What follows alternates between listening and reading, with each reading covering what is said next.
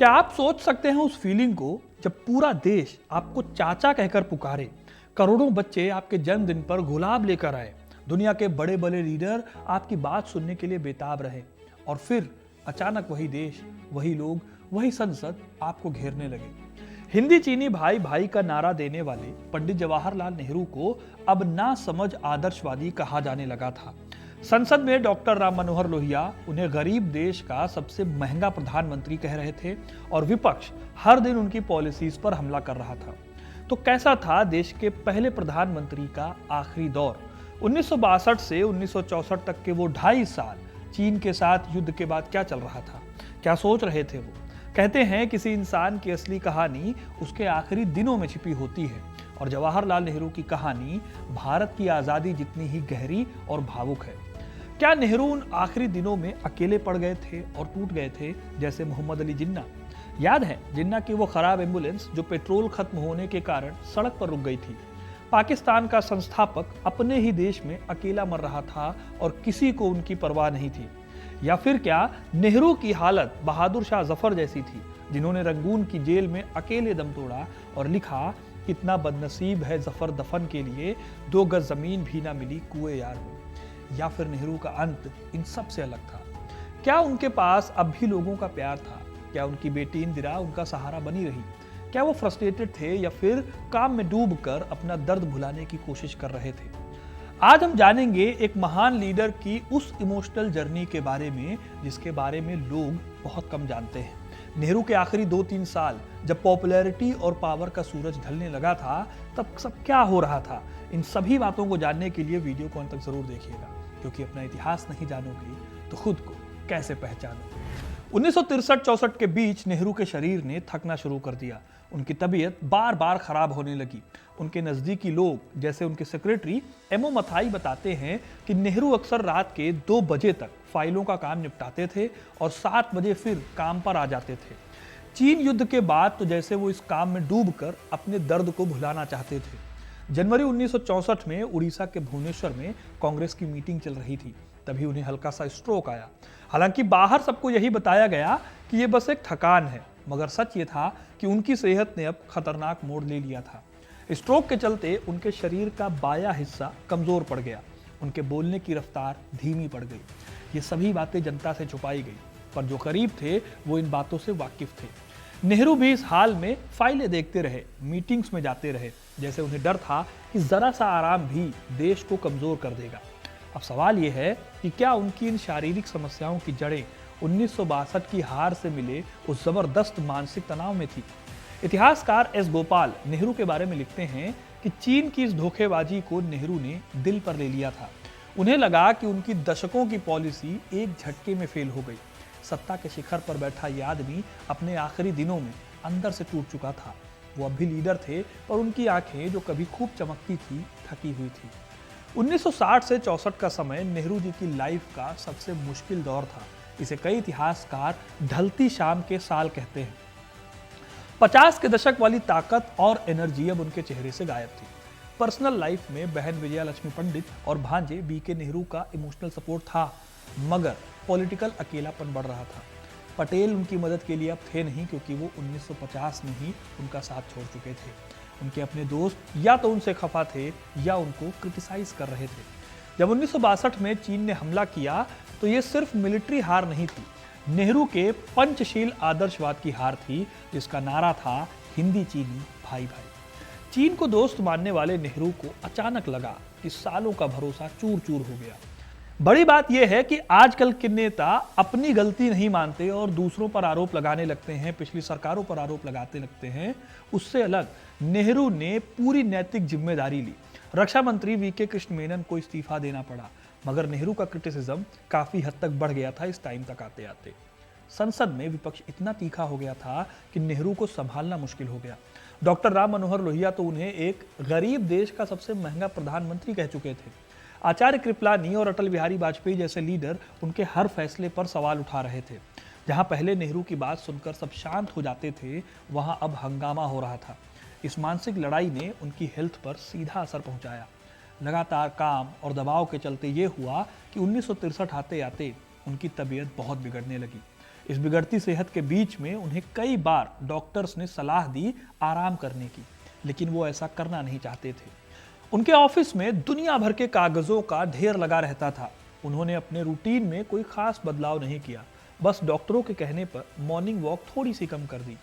लेकिन इसी बीच 1964 में उन्होंने भुवनेश्वर का दौरा किया। 8 जनवरी 1964 को जब नेहरू भुवनेश्वर में कांग्रेस के वार्षिक सम्मेलन को संबोधित करने उठे तो वो अपना बैलेंस बरकरार नहीं रख पाए और सामने की तरफ गिर गए। मंच पर बैठी इंदिरा गांधी ने दौड़कर नेहरू को उठाया। नेहरू के शरीर के बाएं हिस्से में पक्षाघात यानी लकवा हो गया था। अगले कुछ दिनों तक नेहरू उड़ीसा के राजभवन में रहे। उनकी तबीयत थोड़ी बेहतर हुई, लेकिन इतनी नहीं हुई कि वो कांग्रेस के सम्मेलन में दोबारा जा सके। भुवनेश्वर दौरा एक तरह से रेड सिग्नल था। स्ट्रोक के बाद उनके चलने का अंदाज बदल गया और वो पब्लिक इवेंट्स में बैठने लगे। उनके हाथ कांपने लगे, जिससे उन्हें लिखने में भी दिक्कत हो रही थी। हालांकि जनवरी का अंत होते होते नेहरू इतने ठीक हो गए कि 26 जनवरी के रिपब्लिक डे समारोह में वो हिस्सा ले पाए। फरवरी में वो संसद के साल के पहले सत्र में भी मौजूद थे, लेकिन उन्होंने वहां पर बैठे बैठे ही भाषण दिया। रामचंद्र गुहा ने अपनी किताब इंडिया आफ्टर गांधी में लिखा है कि उस वक्त दिल्ली में नेहरू की हेल्थ को लेकर रोज नई नई अफवाहें उड़ती थी। इन्हीं अफवाहों के बीच में इंदिरा गांधी उनकी इनविजिबल सहायक बन गई। वो धीरे धीरे उनके पर्सनल सेक्रेटरी का काम देखने लगी थी। हर मीटिंग, हर यात्रा में वो उनके साथ रहती। स्ट्रोक के बाद नेहरू जी को पढ़ने में दिक्कत होती थी तो वो उनके लिए नोट्स पढ़ा करती थी। इंदिरा गांधी भी देख रही थी कि कैसे उनके मजबूत पिता अब एक सिग्नेचर करने में भी इतनी ताकत लगा रहे हैं। इस बीच नेहरू की तबीयत खराब होने के चलते कांग्रेस के अंदरूनी हलके में और पॉलिटिकल रूप से तनाव बढ़ने लगा था। कई नेताओं को लगा कि नेहरू शायद अब लंबे समय तक पद पर नहीं रह पाएंगे। इससे जाहिर है कि उत्तराधिकार की लड़ाई तेज हो रही थी। इस संकट को कम करने के लिए 1963 में कामराज प्लान को लागू किया गया। इस प्लान के तहत कांग्रेस अध्यक्ष के कामराज ने सजेशन दिया कि कुछ सीनियर मंत्रियों को हटाकर पार्टी के काम में लगा दिया जाए ताकि कांग्रेस के संगठन को मजबूती मिले। ये प्लान, जिसने मुरारजी देसाई और एस के पाटिल जैसे बड़े मंत्रियों को सरकार से बाहर कर दिया, नेहरू को अपनी कैबिनेट को फिर से व्यवस्थित करने का मौका भी दे गया। लेकिन असली मास्टर स्ट्रोक तब हुआ जब नेहरू को भुवनेश्वर में स्ट्रोक आने के ठीक बाद 22 जनवरी 1964 को लाल बहादुर शास्त्री को बिना विभाग के मंत्री के तौर पर शपथ दिलाई गई। शास्त्री जी ने कामराज के प्लान के तहत 1963 में मंत्री पद से इस्तीफा दे दिया था। नेहरू ने अपनी कमजोर होती सेहत के बावजूद शास्त्री जैसे शांत स्वभाव और सर्वमान्य नेता को वापस लाकर उत्तराधिकार की लड़ाई को उलझने से रोक दिया। नेहरू ने कामराज के इस विचार को बहुत होशियारी से इस्तेमाल किया। इससे उनके विरोधी शांत भी हुए और देश को एक पॉसिबल उत्तराधिकारी का संकेत भी मिला। इस तरह दोस्तों, तबीयत खराब होने के टाइम पर भी नेहरू अपनी जिम्मेदारियों को बहुत ही ज्यादा राजनीतिक कुशलता से निभाते जा रहे थे। 13 मई को नेहरू और इंदिरा कांग्रेस की एक बैठक में भाग लेने बंबई गए।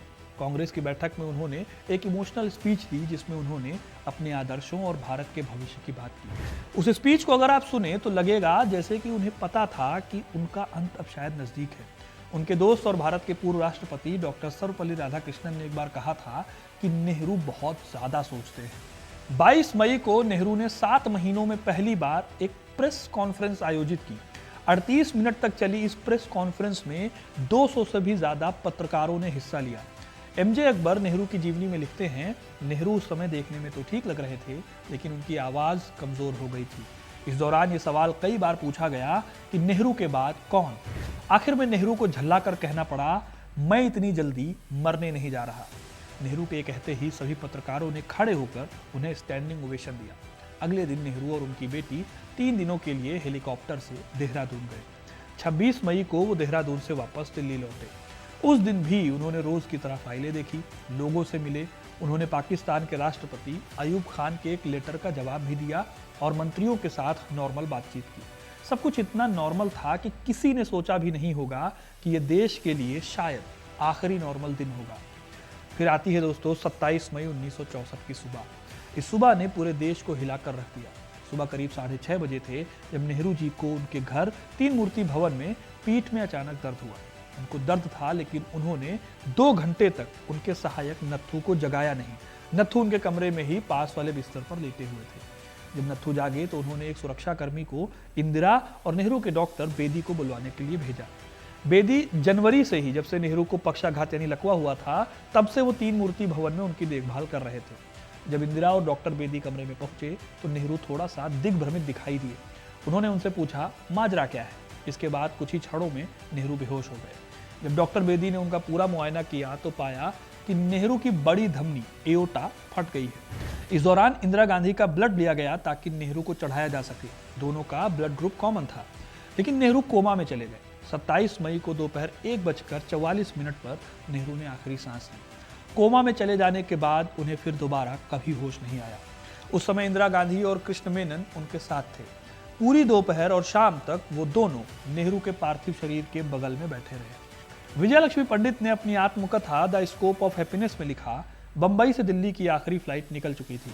महाराष्ट्र सरकार के जहाज का इस्तेमाल उस दिन वहां के मुख्यमंत्री कर रहे थे। मैंने राष्ट्रपति डॉक्टर राधाकृष्णन को फोन किया।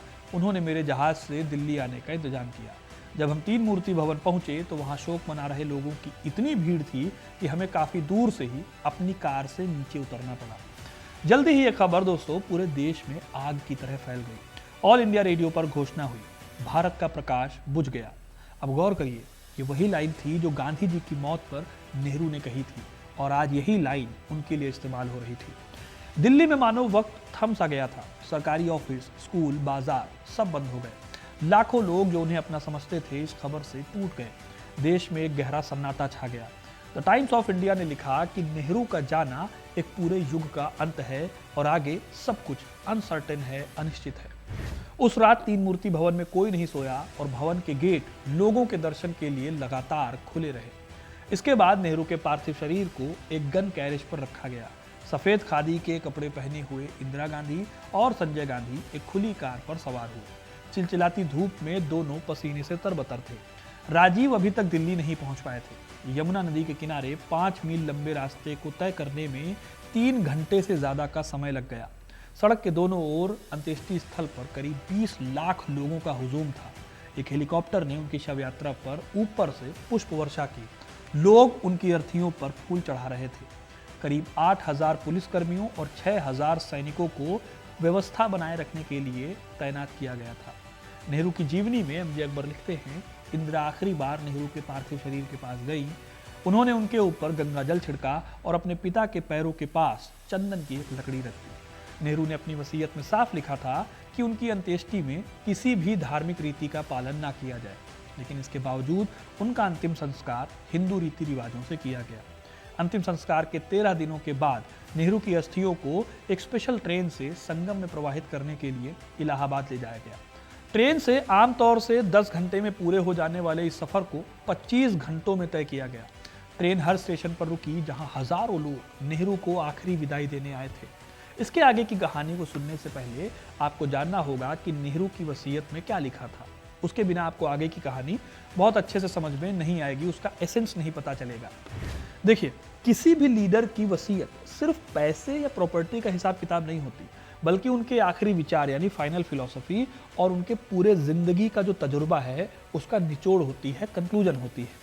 जवाहरलाल नेहरू की वसीयत जो उन्होंने अपनी मौत से बहुत पहले 21 जून 1954 को लिखी थी, उनकी सादगी और देश के लिए उनके प्यार को दिखाती है। ये वसीयत उनकी प्रसिद्ध किताब डिस्कवरी ऑफ इंडिया के विचारों का अगला पन्ना थी।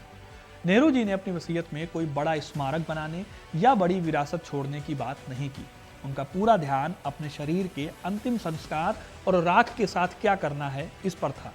उनकी वसीयत का वो हिस्सा जो आज भी लोगों को इमोशनल कर देता है, वो उनकी आखिरी ख्वाहिश थी।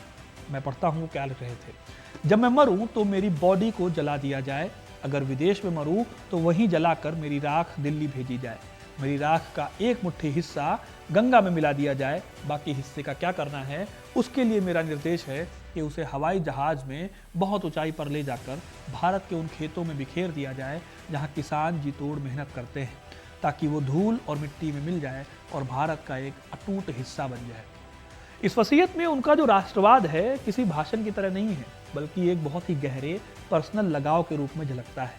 उन्होंने गंगा को क्यों चुना? क्योंकि उनकी नज़र में सिर्फ एक नदी नहीं थी, बल्कि भारत की पुरानी संस्कृति और सभ्यता का प्रतीक थी। उन्होंने साफ किया कि वो धार्मिक समारोह या कर्मकांड में विश्वास नहीं करते। ये चुनाव केवल सांस्कृतिक जुड़ाव के लिए था, ये उनकी सादगी थी। इतिहासकार एस गोपाल और रामचंद्र गुहा दोनों मानते हैं कि नेहरू जी मौत को लेकर हमेशा एक दार्शनिक नजरिया रखते थे। वसीयत की ये जो लैंग्वेज है बताती है कि उन्होंने मौत को पावर का एंड नहीं बल्कि नेचर और देश के साथ विलय के तौर पर देखा। नेहरू की यह वसीयत एक जोरदार मैसेज देती है कि लीडरशिप का मतलब खुद को देश की मिट्टी से ऊपर उठाना नहीं बल्कि उसी में पूरी तरह से घुल मिल जाना है। उन्होंने एक फिजिकल लेगेसी की जगह सोच और विचारधारा आइडियोलॉजिकल लेगेसी छोड़ने पर ध्यान दिया। आज के टाइम में जब हम इस वसीयत को देखते हैं तो सोचते हैं कि क्या आज के लीडर भी ऐसी सादगी और देश के साथ ऐसा गहरा इमोशनल कनेक्शन रख पाते हैं। नेहरू ने अपनी वसीयत से बताया कि एक लीडर की सबसे बड़ी दौलत उसका देश होता है, ना कि उसकी पर्सनल प्रॉपर्टी, ना उसका कोई स्मारक। उनकी वसीयत का सम्मान करने के लिए ही उनकी अस्थियों को हवाई जहाज से भारत के राज्य में गिराया गया। कश्मीर में इंदिरा गांधी उन अस्थियों को खुद लेकर गई। श्रीनगर में वो एक छोटे विमान पर चढ़ी और भारतीय वायुसेना के एक अधिकारी के.एन. शास्त्री की मदद से उन्होंने उस धरती पर वो सारी अस्थियां बिखेर दी जहां नेहरू के पूर्वजों का जन्म हुआ था और जिसको नेहरू बहुत प्यार करते थे। इस तरह दोस्तों, जवाहरलाल नेहरू की कहानी सिर्फ आज़ादी का जश्न नहीं है, ये एक इंसान की ज़बरदस्त लड़ाई है जिसने दुनिया को बदल दिया। चीन से हार का दर्द सहा और बीमार होकर भी काम नहीं छोड़ा। वो एक विरोधाभासी व्यक्ति थे। एक तरफ दुनिया में शांति की बात करते थे तो दूसरी तरफ कमजोर सैन्य नीति की आलोचना सुनते थे, उसका जवाब भी देते थे। वो मॉडर्न सोच वाले थे मगर गंगा की मिट्टी में मिलना चाहते थे। उनकी वसीयत आज भी हमें याद दिलाती है एक युग को बनाने वाले व्यक्ति के रूप में। आखिर में बस अपने देश की मिट्टी में मिल जाना चाहता था ये व्यक्ति जिसका आज जन्मदिन है। दोस्तों, ये था नेहरू के अंतिम दिनों का इतिहास, किस तरह से वो स्ट्रगल कर रहे थे। अब आपको ये वीडियो कैसा लगा कमेंट करके जरूर बताइएगा। वीडियो को लाइक और शेयर करना ना भूलिए और ऐसी इंटरेस्टिंग कहानियों के लिए, तमाम कहानियों से जुड़े रहने के लिए हिस्ट्री कनेक्ट को सब्सक्राइब जरूर करें। धन्यवाद।